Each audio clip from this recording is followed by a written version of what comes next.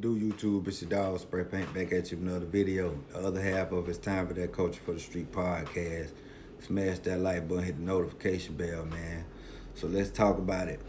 Third person dead from Glorilla concert Stampede, and the venue license has been revoked.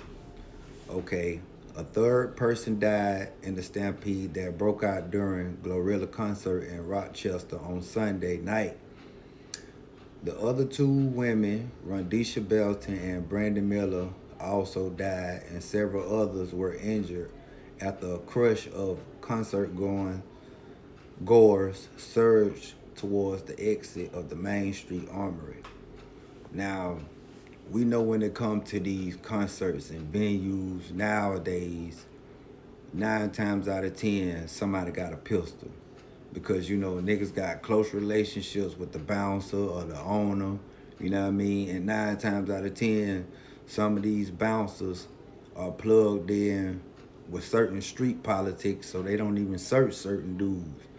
But it's sad when you try to go out and have a good time and you end up losing your life after having a good time.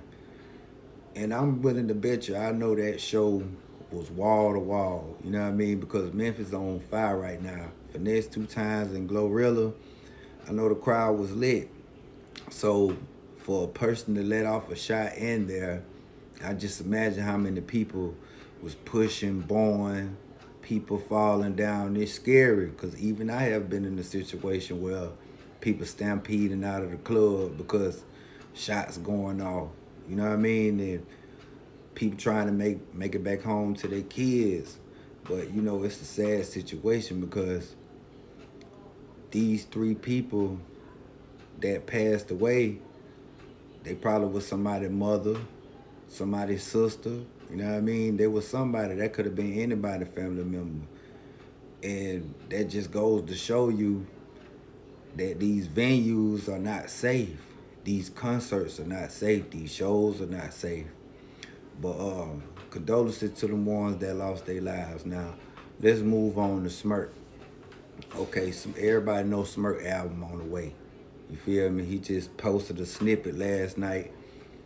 And you paying attention to the lyrics, Smirk addressing some people, saying that nigga snitched.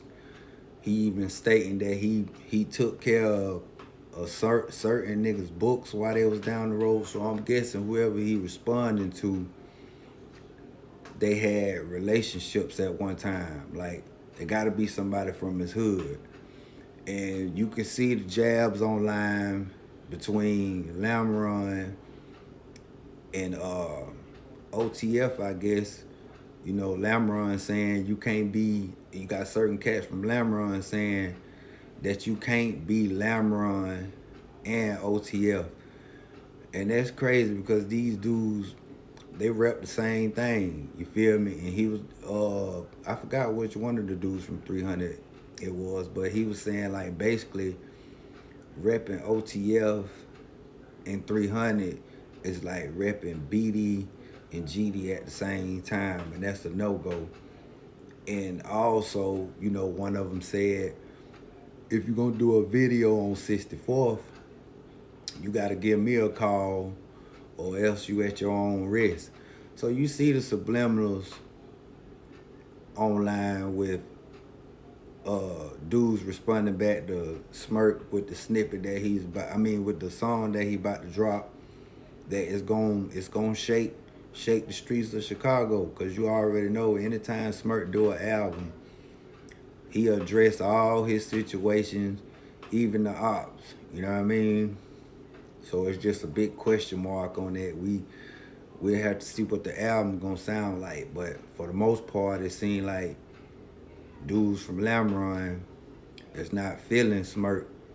Not saying all, but you got some out there that ain't feeling Smirk because